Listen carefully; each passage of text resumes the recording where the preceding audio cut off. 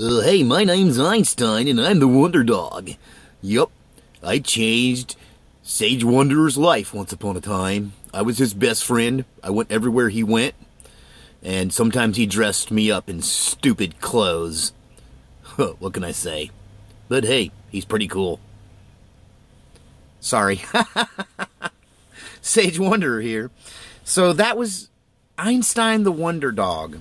Once upon a time, I had a dog that was quite amazing, and this is the story of Einstein the Wonder Dog.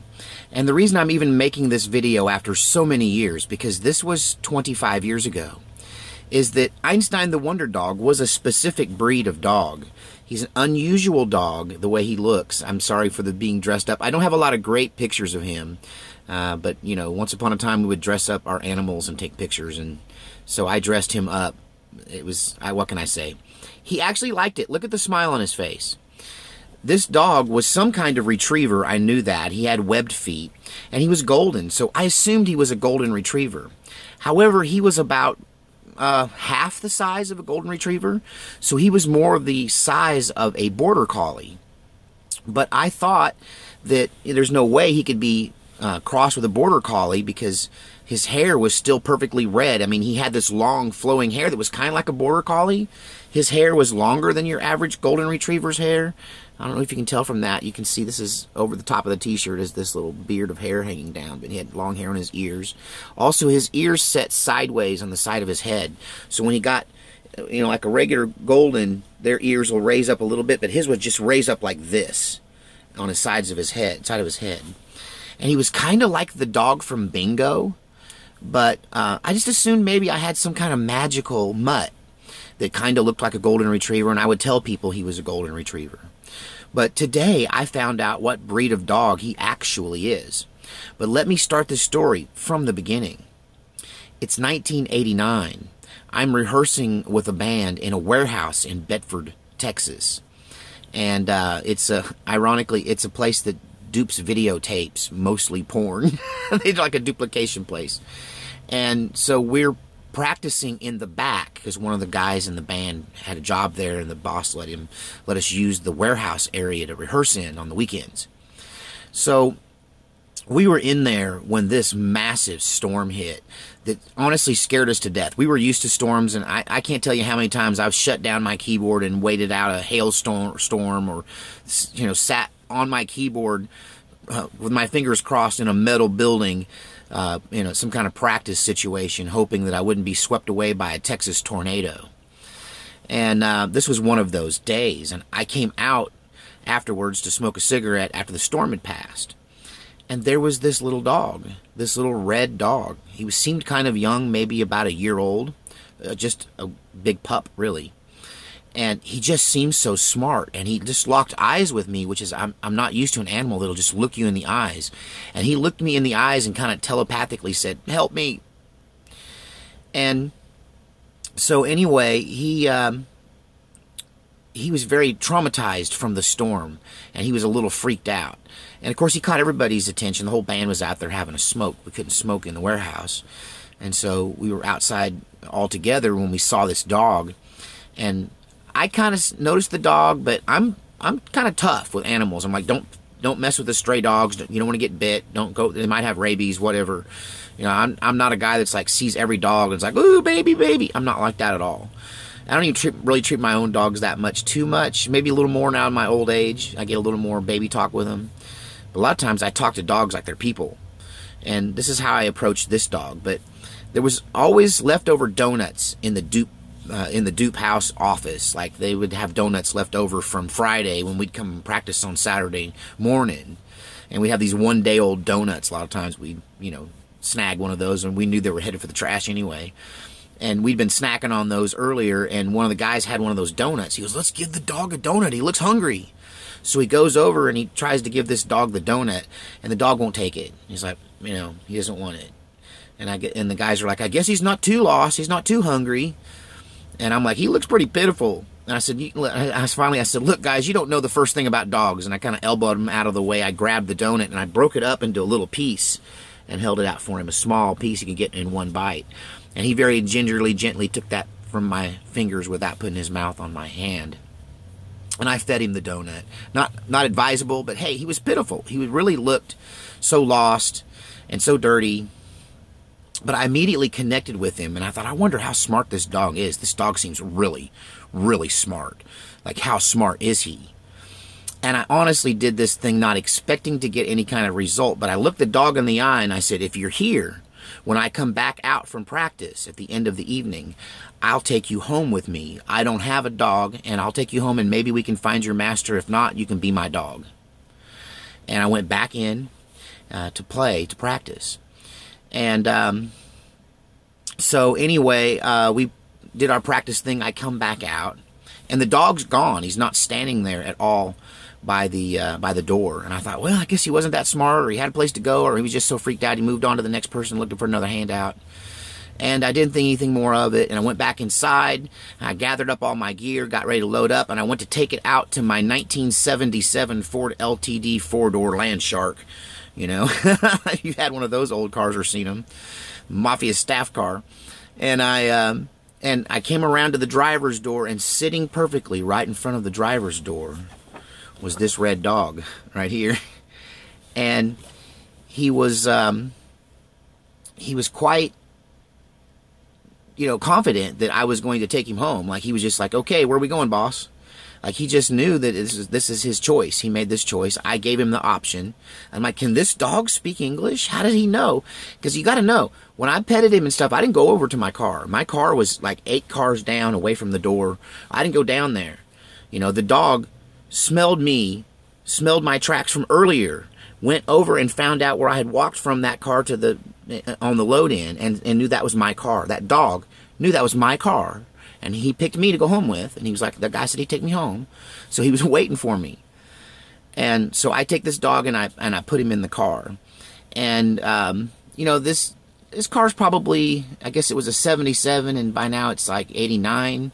So it's like an 11-year-old, 12-year-old car. And it's in pristine condition. Like, it has no marks on it, no problems with it. And I put this filthy, dirty dog in my car. Right, because he really looks pitiful. Like, he's just dirty. And smells, woo, he smells bad. And I had to make a stop, and I can't remember what it was for. Like, I needed to bring something home. And, oh, I got stuff for him. That's what it was. Like, what am I going to feed this dog? So I'm like, you stay in the car. I'm going to go in the store, and I'm going to get you some dog food and some dog shampoo, and I think you got fleas, and you're going to need a collar. And so I'll be right back. Don't mess with the car. And so I leave, but when I come back, he's chewed a little hole in the upholstery right by the driver's door. Like, he always would go and sit in my seat like he was driving the car. Later on, when he became my constant companion, it would turn heads because people would see this red dog sitting up perfectly in the seat like a human being with his paw on the steering wheel, like he was driving, like he was waiting for me in the car. Like, I'm holding down the fort, yo.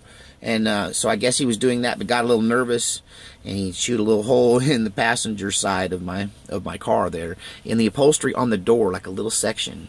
The only mark the car had. But anyway, this dog became my constant companion, and he turned out to be the most intelligent animal I've ever crossed up with. I've never seen a dog this smart. I had him for 11 years. He was my constant companion. He finally died of kidney failure in the year 2000. And I've not had that kind of dog-human connection that I had with that dog. I mean, people used to say, Sage, your dog minds better than my kids do. You know? And I'm like, oh yeah, because that dog he didn't need a leash. He would stay right on my heel. I used to take him to parties. He could do tricks. He could sit up and beg. He could speak. He could roll over. I would go, bang, you're dead. And he would collapse and lay there and pretend to be dead until I'd be like, okay, you're alive. And then he'd hop up and he'd be all animated again. And I mean, I could entertain. People told me I should do like kids' birthday parties and stuff, but he was a little bit skitsy. He was traumatized from that thunderstorm, because that was a rip, toot, or tear storm. And so that you know, to give you those people a closure on the story of how I found him, I did take a picture of him, go to the trouble of doing a Kinko's poster of him, and I sprayed the neighborhood where that warehouse was. There were some residential homes around there, and I put signs up all over. You know, if you found this dog. And I would go back there and practice for months after that, and I never saw anybody else's sign looking for a lost dog. No one called me and said, that's my dog. And so I don't know where this dog came from. It was always a mystery. And I didn't know. I just figured he was a mutt. My whole life, this whole time, I figured he was a mutt. And earlier today, this morning, I was watching the agility trials.